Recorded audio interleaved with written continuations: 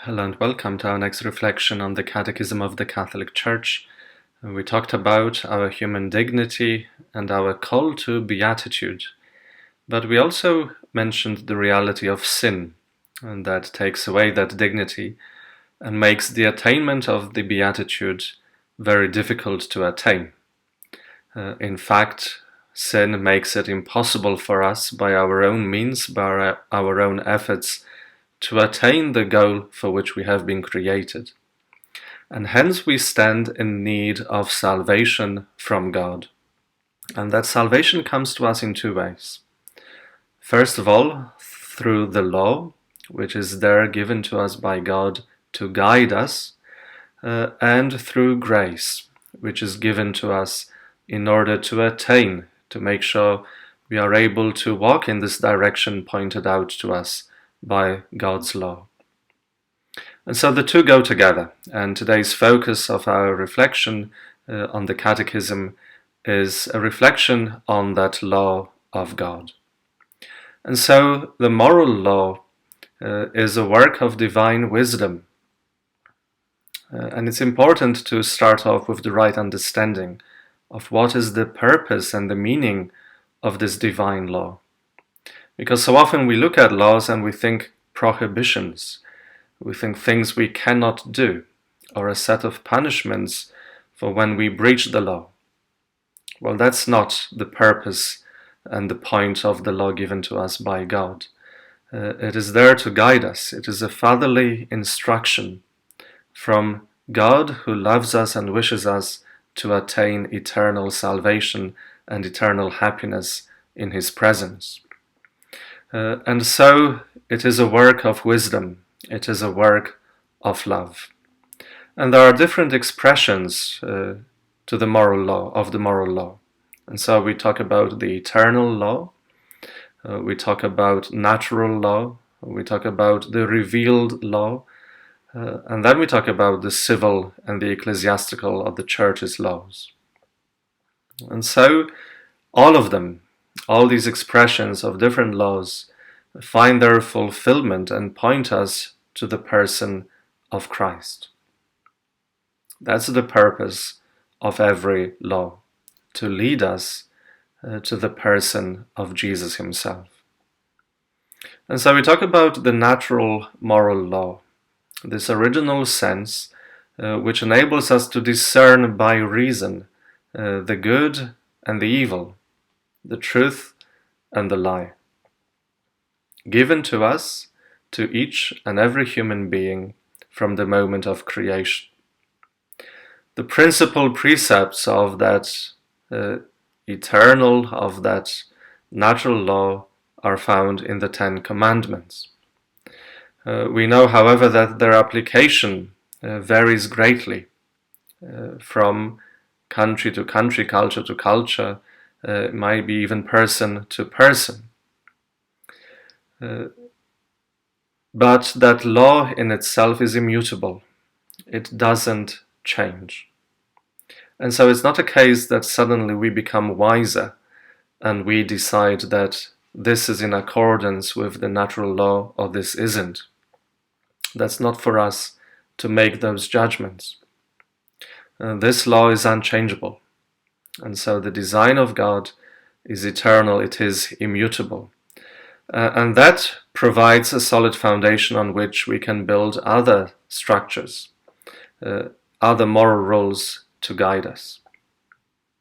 But from practice we know that those precepts of this natural law that is immutable are not perceived by everyone clearly and immediately. Sin, remember that reality, has a profound effect on us. Because when we live in sin, our reason is blinded. We become truly blind, truly deaf to the voice of God. And so we might end up in a position where what is meant to be obvious and easily accessible to every human heart, that moral law, that natural law inscribed within us, given to us by God, is no longer clearly accessible. That can happen for various reasons, but that's the reality and the effect of sin on our lives. And hence we need revelation. And the reality of sin leads us, remember to what I said at the beginning, the need for salvation, a need for God's intervention, for our renewal, for our redemption. And hence we have the old law. And so the law revealed by God to Moses. It's a very first stage of revelation of the revealed law. God is preparing his chosen people through the law of Moses, preparing them for the new law of the gospel. And so the old law is holy, it is spiritual, it is good, but it is imperfect. It doesn't of itself give the grace necessary to live according to it in its fullness.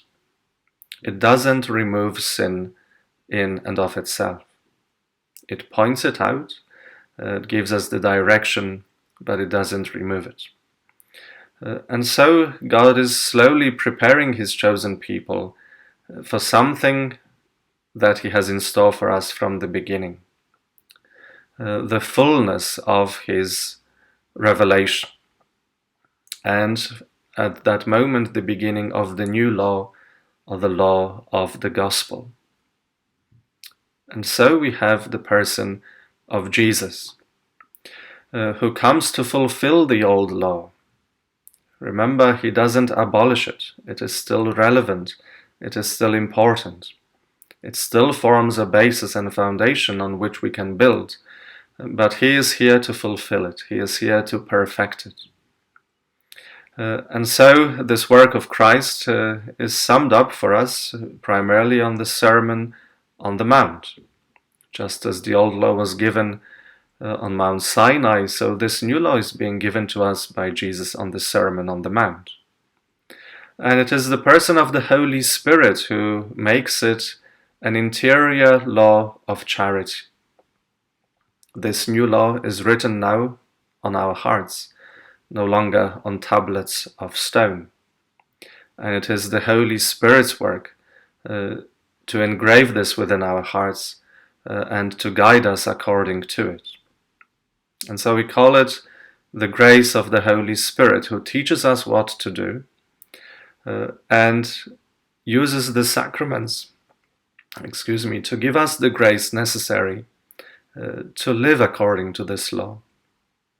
So it's a perfect law because it enables us to live according to it. It fulfills, as I mentioned, the old law and all the commandments. The golden rule of the love of God and of our neighbor is what sums it up. The new commandment of love is the summary of this new law.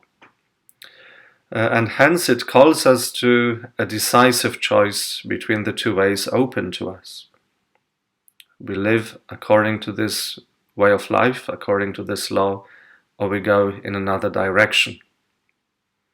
And so the other names given to us by the Catechism for this law are the law of love, the law of grace, the law of freedom. All of them helping us to understand that this law, living out this law, comes to us as a gift. Grace is a gift given to us freely by God. And when we live in grace, when we live according to grace, when we respond to this grace given to us by God, we attain real, true freedom. Hence the law of freedom. Remember, freedom not in the sense that I can do whatever I like, freedom that I can actually do the good that I desire, do the good for which I have been created, and so attain my eternal happiness. And I can already share in this, participate in that happiness in this life, in this very moment. And we also in this new law have what we call the evangelical counsels. So some people, like myself, are called also to lead a specific life. So, a life of obedience, a life of poverty, a life of chastity. And there is a number of those given to us to choose, to live by those. All of them leading us to a greater love of God and of our neighbor. And so a law given to us by God is something to be thankful for. It is God's way of teaching us. And hence it helps us to grow in humility. It helps us to grow in obedience. That the Lord is the only judge of good and evil. He is the one who reveals to us what is good and what is evil. That is not for us. We are not God. So we thank God for teaching us, for helping us to become His real children in our daily life. God bless.